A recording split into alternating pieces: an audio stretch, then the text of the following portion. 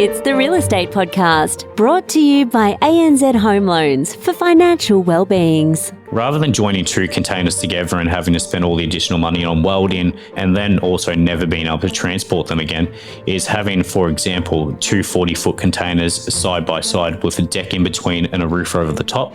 So what that does is it creates 48 square meters of living space, but then you've also got a 3x12 or a 5x12 undercover deck where you can have a nice entertaining area or something like that. And to be able to build that deck and roof between the two is going to cost you the same to weld them, and then you can also move them in the future if needed. And that is Brad talking about tiny homes this morning, and we'll get back to that conversation in just a moment as we welcome you back to the Real Estate Breakfast, connecting you, yes, to the best real estate information across Australia.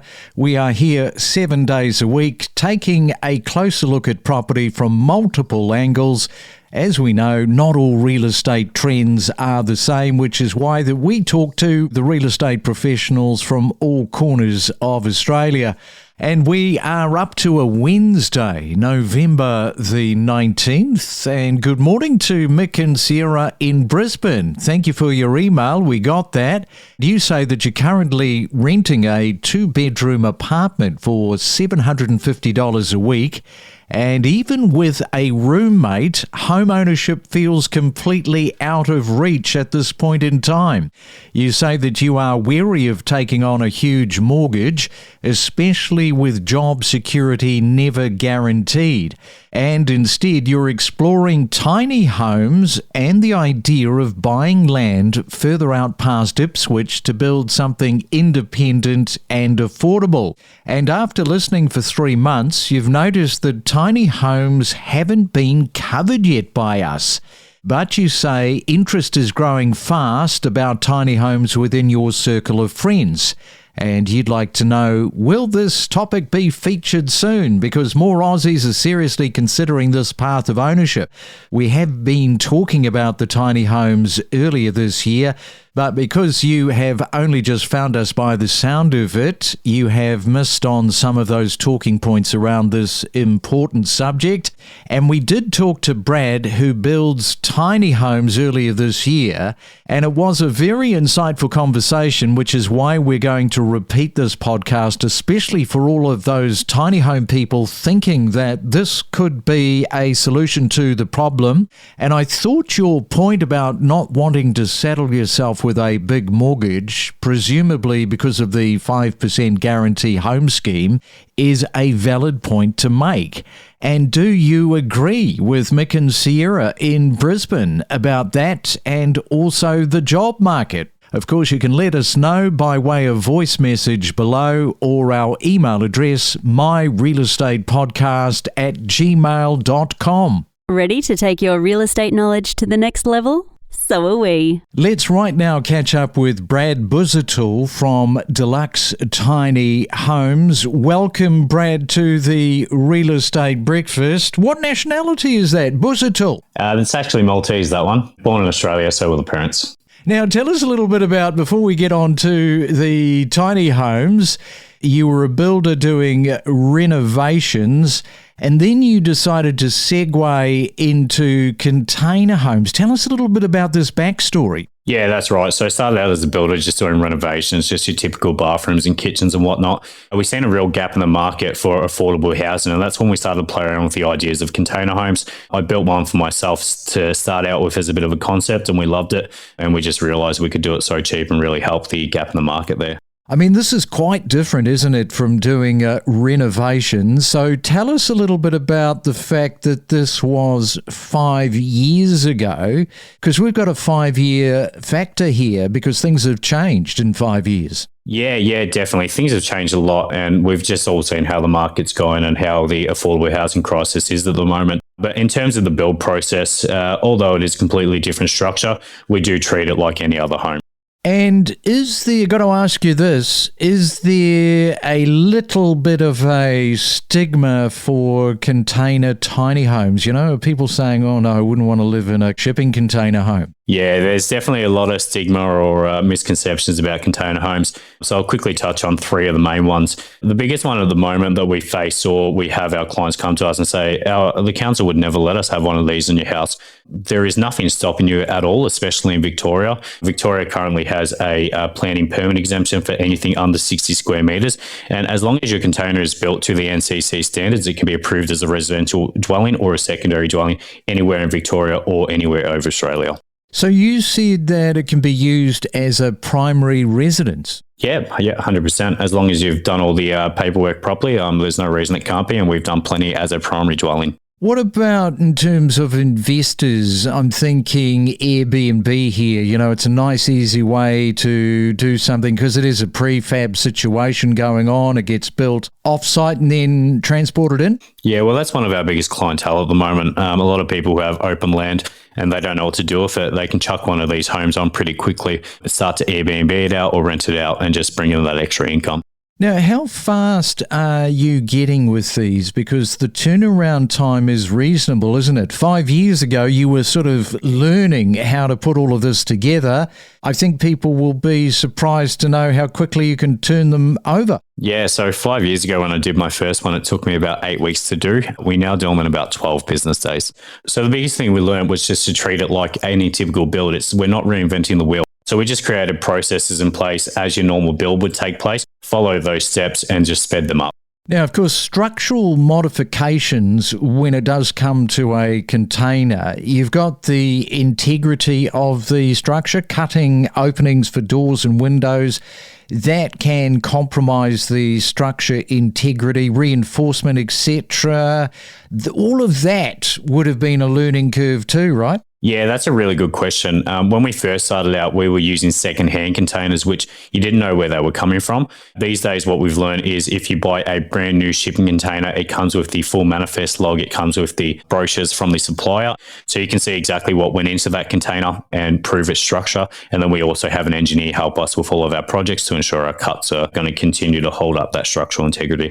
With insulation, I've seen, it might have been your video, whereby you're framing it all out, because some people think, well, how do you do all of the insulation and how do you get it watertight, etc. You frame it all out, it's got studs and nogs and you put all your foam in and then the walls go up. From that point of view, you're getting something that is like, would this be fair to say, like in a normal build, you get it to a roof on and a lock-up stage, and then you go to town with doing all of the walls, etc. Obviously, the exterior walls have already been put up. Is that a similar sort of analogy? Yeah, more or less. Like I said, we weren't trying to reinvent the wheel. We built it like a normal house. And what you touched on was pretty much spot on. So the external is already done. So we're essentially just doing an internal fit out on this building. So like you said, we use a builder's foil or a sarking on all the frames. What that does is it eliminates any steel to wood contact. So you have no chance of mold to grow. We also have weep holes to let ventilation through, as well as exhaust fans. So that way you have no condensation or sweat issues, which is another one of the big misconceptions within container builds. All right, we are talking to Brad. We'll come back in just a moment and we'll ask him who is actually buying these shipping container tiny homes. We'll do that next. Let's fuel your passion for property together. Join us, along with our industry experts, to help inspire and inform your next real estate decision. And right now it is time for another property tip, and we take you back to Adelaide, where recently we were talking to Maddie Visser. And Maddie, you've got a property tip around getting money, loaning money. Yes, I think a lot of my clients often assume that because they pay their credit card facility back each month, that it won't impact their borrowing capacity. However, that each lender will take into account the limit that you have access to. So any credit card or Afterpay or Zip Pay facility will reduce your borrowing capacity. Credit card limit, for example, of $10,000, they will assume is a $300 a month expenditure. And now this would reduce your borrowing capacity by $30,000 to $40,000. Whether you're a buyer, seller, or just a real estate enthusiast, we are your ultimate property podcast. And it is a Real Estate Wednesday. We're talking tiny homes with Brad. And who is your clientele?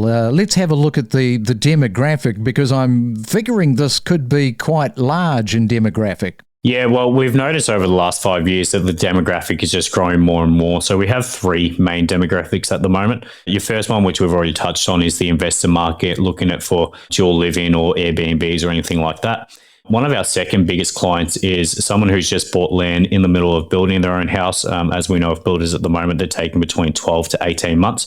Rather than having to rent a place for 12 to 18 months, what they'll do is they'll put one of these containers on their land while the build happens. And then that way they've got a comfortable space to live in, which is a lot more cost effective. And then once their house is ready, they can use that as an outhouse, a Airbnb, or they can even sell that unit back off once it's done. And our third biggest clientele we're actually seeing at the moment is families not wanting to put their parents into a nursing home or something like that, but they also don't want them crammed up in their own house. So we're finding a lot of our clients are just buying one of these for their backyard, and that way they can still live close to family without all the headaches. What a great idea that is if you are looking at building, because as you say, you have got to go out, you've got to do a rental. That becomes a bit of a headache anyway, depending on where you might end up moving to. If it's on the same build site, you're much closer to all of the action that is taking place. And yes, you could just turn it into an Airbnb.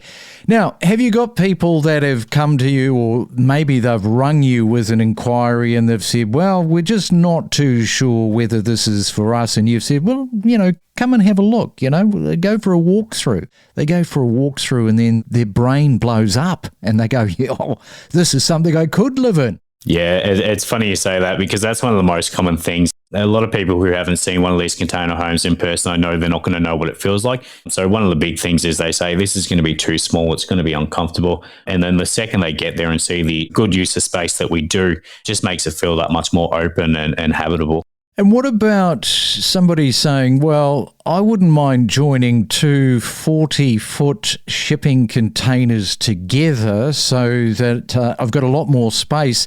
Have you done that before? Yeah, we sure have. And that is probably our number one question. I have a different solution I've been working with, especially with my last few clients. And rather than joining two containers together and having to spend all the additional money on welding and then also never being able to transport them again, is having, for example, two 40-foot containers side by side with a deck in between and a roof over the top. So what that does is it creates 48 square meters of living space, but then you've also got a 3x12 or a 5x12 undercover deck where you can have a nice entertaining area or something like that. And to be able to build that deck and roof between the two is going to cost you the same to weld them, and then you can also move them in the future if needed. Yeah, no, that sounds like a winner to me. What sort of a cost is that exactly with what you've just talked about, having the deck in between? What sort of money? Yeah, so there's a lot of variables, but we can still give an average cost kind of thing. So per container at the moment, they're around $70,000 per container.